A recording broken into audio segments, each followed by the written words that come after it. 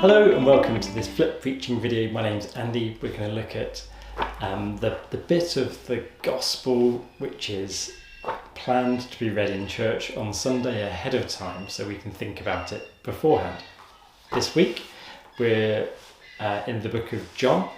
It's John 6, 24 to 35. Sorry about the noisy seagulls in the background. I'm sure you can hear.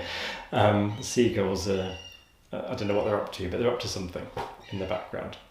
Anyway, we have here a really interesting passage following on from the feeding of the 5,000, and the crowd follow Jesus and they're wanting more and more.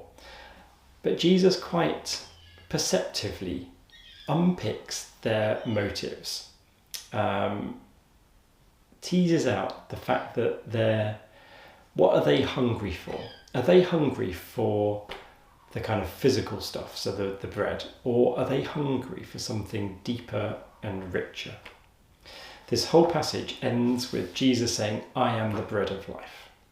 Whoever comes to me will never be hungry, and whoever believes in me will never be thirsty," which is a very direct parallel of a couple of chapters earlier with the woman at the well, where he says, "Everyone who drinks of this water will be thirsty again, but who drinks of the water that I give them will never be thirsty."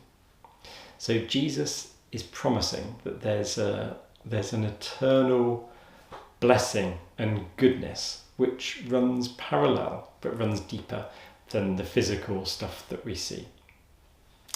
In the midst of this, Jesus quotes from the Book of Wisdom, which is an apocryphal book, which means that depending on which kind of branch of Christianity you follow, that may or may not be in the Bible. In the Roman Catholic Church and in the Eastern Orthodox Church, the Book of Wisdom is very much part of their Bible. But in the kind of Protestant West, the apocryphal books have been shunted out. So you may not be familiar with the Book of Wisdom, but it kind of gets a bit of an endorsement here because Jesus quotes directly from it. This thing that our ancestors ate, the manna in the wilderness, as it is written in the Book of Wisdom.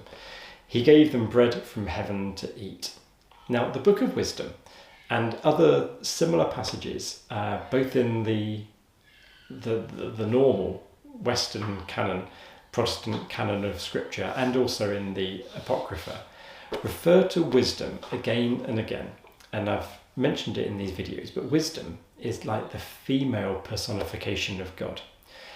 And one of the character traits of wisdom is that she loves to feed people by setting a banquet of all the foods that they like. So in Wisdom 16:20, which was the bit that Jesus quoted from, it goes on to say, provided from heaven with bread ready to eat, providing every pleasure and suited to every taste. There's a sense that the blessings of God are customized. It's not just to take what you're given. It's just what you need and what you like. Wisdom is the perfect host. In the book of Sirach, again in the Apocrypha, it says that the Lord is like a mother. She will come to meet him like a mother. Like a young bride, she will welcome him. She will feed him with the bread of learning and give him the water of wisdom to drink. So this female personification of God who likes to bless and welcome people, giving them what they need, paying real attention, a real homemaker, that's what God is like. And Jesus quotes again and again from these bits, and Jesus uses the words of wisdom, these words of Sophia is the Greek word where we get the name Sophia and Sophie from. That means wisdom. So the promise here is that beneath the material stuff, between the normal stuff of the world, which is valid and things that we need, there's a deeper, eternal truth that runs in parallel. The people in the story who Jesus has been talking to say, "Sir, give us this bread," so the bread of heaven, the eternal bread. "Give us this bread always."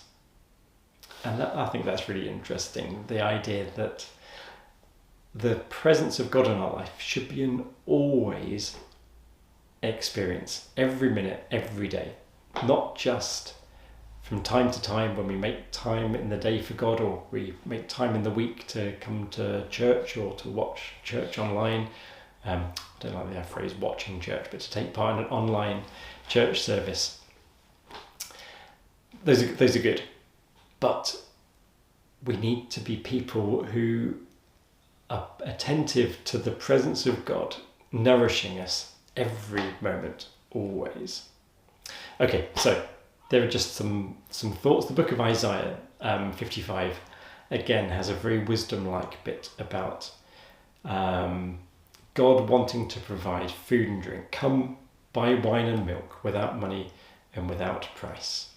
It's not about what we do. This is the grace of God pouring out. That's what God is like. So, a few questions. Firstly, can you think of a time when God has provided what you needed, just what you needed, customized for you out of the blue? I hope you can think of a story like that, because it's beautiful when that happens. Secondly, do you see God like a woman throwing a party, welcoming people like a mother, providing just what they need? Is that what you think God is like? Or does that shift and grow your understanding of God? And thirdly, how do we receive the bread of heaven always, every minute of every day? And fourth, how is this good news today? How is this good news? How does this bless us? How does this bless the world? Okay, so there are a few thoughts and questions on this wonderful passage. I'd love to hear what you think. Okay, see you next time. Bye-bye.